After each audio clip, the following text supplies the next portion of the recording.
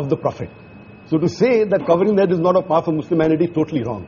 The beard is a part of the Muslim identity, wearing the cap or at least covering the head, whether with a scarf or with a gatra like the Arabs do. But sir, what about what Sharuk said? And I know a lot of my friends say this, that and all of us, no matter what faith we come in, we interpret our faith differently. We take away some things, we don't do some things. Does that make us any less of Hindus, Muslims, Christians? No, as I said, that Muslim is a person who submits his will to God.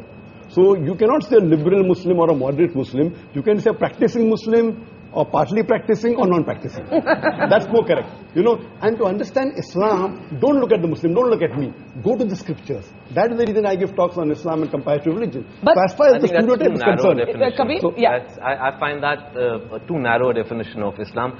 I personally reject all rituals. But Islam is part of my culture and my ethos. I'm as proud a Muslim as anybody else on this podium. But I don't have to wear it on my sleeve, and I think that's too narrow a definition of Islam. I'd like to make a point. Yeah. They talked about people being stereotyped because of the beard and the cap and the hijab.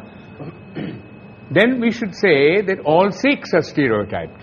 Anyone who wears a turban and wears a beard. It's not the same, though. It's not the It's same, not the same. but what has happened, I'll tell you, in fact, India has become, in a strange sense, more liberal because when Yusuf Khan entered the film industry and adopted the name of Dilip Kumar, that was a time when the whole of India was pretty prejudiced against Muslims, let me tell you.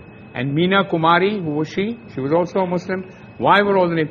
Sharuk is an amazing example of a Muslim who is now the Badshah of Bollywood with a Muslim name. He didn't have to change his name. So something has happened. Would you have ever changed your name? To Akshay Kumar, yes.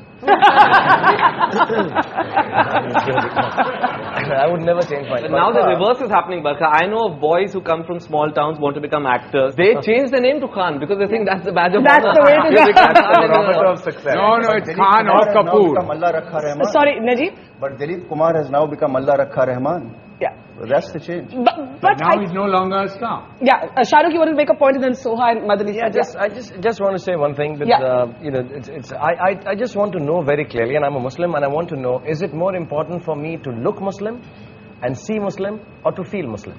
I fully respect the scriptures. I fully respect all the hadiths. I have read the Quran in my own way, in Arabic and in English.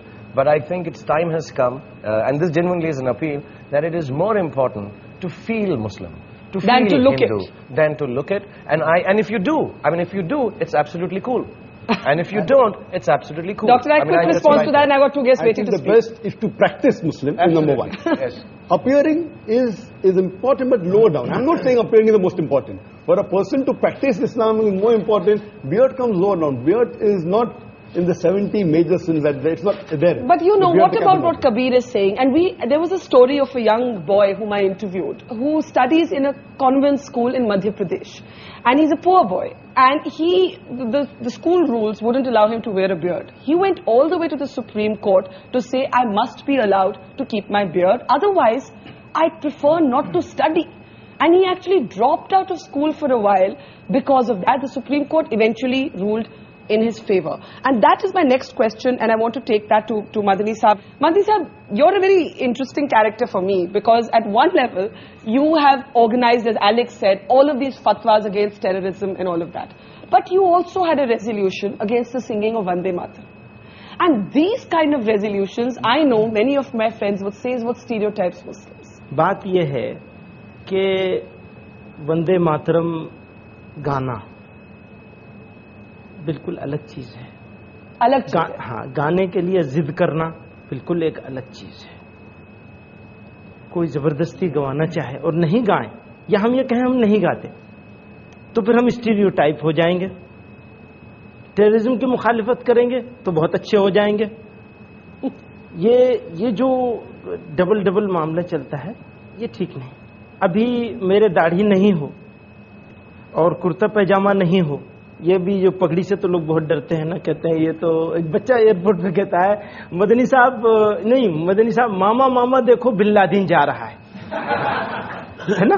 तो क्या हो गया है, अब ये सब मैं उतार दूं, तो मैं एक रीजनेबल मुसलमान हो सकता हूँ, एक ऐसा मुसलमान हो सकता हूँ जो बहुत अच्छा आदमी है।